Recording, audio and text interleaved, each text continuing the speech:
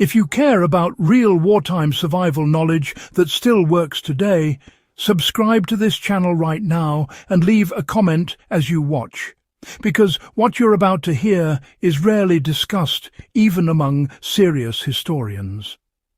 This episode isn't about myths or cinematic heroics. It's about a brutally practical World War II window defence that quietly protected homes, command posts and civilian shelters across Europe while air raids, blackouts and looting surged. Stay with me for the next minute, because once you understand why this defence worked under wartime conditions, you'll immediately recognise how relevant it still is for modern break-ins, civil unrest and grid-down scenarios. During World War II, windows were among the most dangerous weaknesses in any building. They leaked light during blackouts, shattered under blast pressure, allowed cold and smoke to enter shelters, and offered quick access to looters and saboteurs. While doors received heavy reinforcement, windows required a solution that didn't rely on electricity, alarms, or modern materials. What emerged was a layered, low-tech defence that relied on interior steel mesh, anchored shutters, and sacrificial glass management. This system was not glamorous, but it was devastatingly effective. Why did wartime conditions force a rethinking of window security? In occupied cities and bombed-out neighbourhoods, break-ins weren't subtle crimes. They were fast, violent, and often done under cover of darkness after air raids. Glass breaking was unavoidable, so the goal shifted from preventing breakage to preventing entry after breakage. This is a critical distinction that many modern security approaches still fail to grasp. World War II civil defence manuals understood that windows would fail, but access didn't have to. German, British and Eastern European civil defence authorities all issued guidance on reinforcing windows without blocking ventilation or escape routes. They had to assume shortages of materials, minimal skilled labour and constant threat conditions. The result was a standardised interior defence approach that could be installed by civilians using basic tools. So, how did the interior steel window mesh actually stop intruders? Well, the core of this forgotten defence was interior-mounted steel mesh, often referred to as blast mesh or anti-intrusion netting. Unlike those decorative grills you might see on the outside, this mesh was installed on the inside of the window frame, set several centimetres back from the glass itself. It was anchored directly into masonry or heavy timber rather than the window casing. When a window shattered, whether from a blast wave or a forced entry attempt, the intruder would suddenly face a rigid steel barrier that, frankly, they couldn't easily see from the outside. Tools would slip, hands could be shredded, and entry was slowed dramatically. During wartime, even slowing entry by 30 seconds could mean the difference between detection, confrontation, or retreat. To use this approach today, you'd want to install welded steel mesh with openings small enough to prevent hand access, anchored with expansion bolts right into brick or concrete. The mesh should sit behind replaceable glass or acrylic, so you maintain light while still denying access. The real key here is anchoring, absolutely crucial. During World War II, failures almost always happened because people fastened the mesh into weak wood instead of the surrounding structure. So, why did anchored blackout shutters double as anti-break-in armour? Well, blackout shutters were mandatory in much of Europe, but they weren't just about blocking light. Well-designed shutters were thick, closed inward and reinforced with crossbars. Because they closed inward, they couldn't be pried open from outside once they were secured. In Britain, a lot of households went a step further and reinforced their blackout shutters with steel straps or angle iron, turning them into makeshift armour during periods of unrest.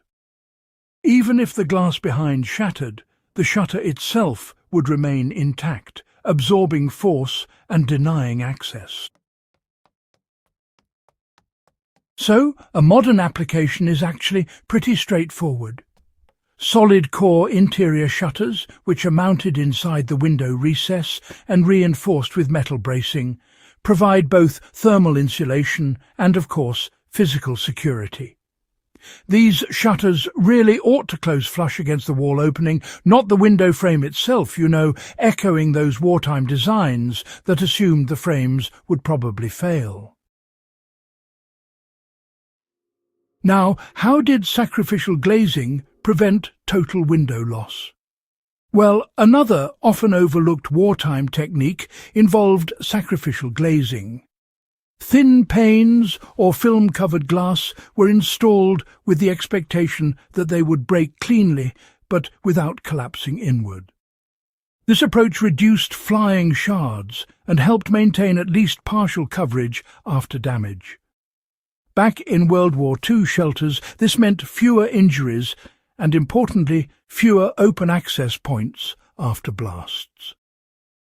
From a security perspective, broken glass that remains partially intact really does slow intruders and forces them to make noise and hesitate. Today, this kind of thinking translates into using laminated glass or security film as the outer layer, backed by mesh or shutters. The principle, honestly, remains unchanged. Let the window fail in a controlled way, rather than in a catastrophic manner. What did wartime manuals actually teach about visibility and deterrence? Well, interestingly, wartime defences really avoided obvious exterior displays of strength. Exterior bars, for example, signalled valuable contents and, honestly, just attracted unwanted attention. Instead, interior defences kept buildings looking visually ordinary from the outside, while still being hardened on the inside. This approach is directly applicable today. An unremarkable window, concealing interior reinforcement, avoids advertising your security measures while still denying access. WWII planners understood that deterrence worked best when it was paired with uncertainty. Why did this system outperform alarms and patrols during the war? Well, alarms failed during bombings. Patrols, honestly, were stretched thin. Power outages were constant, The interior window defence required no electricity, no maintenance, and absolutely no response time. It worked passively day and night. For modern survivalists, this is really the essence of resilient security. No batteries, no networks, no dependency on external systems. Just physics, structure and friction. How do you apply this defence step by step in a modern context? First, assess the structural material around your windows. Masonry or concrete, of course, offers the best anchoring surface. Second, select welded steel mesh with sufficient thickness to resist hand tools. Third, mount the mesh inside the wall opening, not the frame.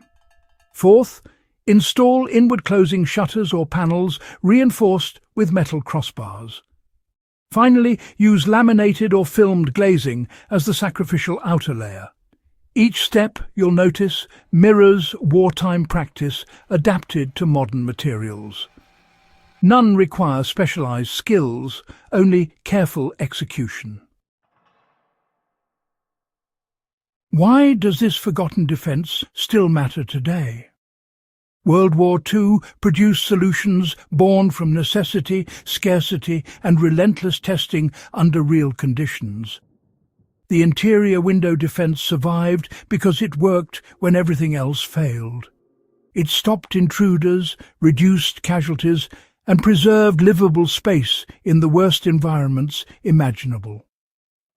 For serious historians, this defense reveals how civilian survival adapted to total war.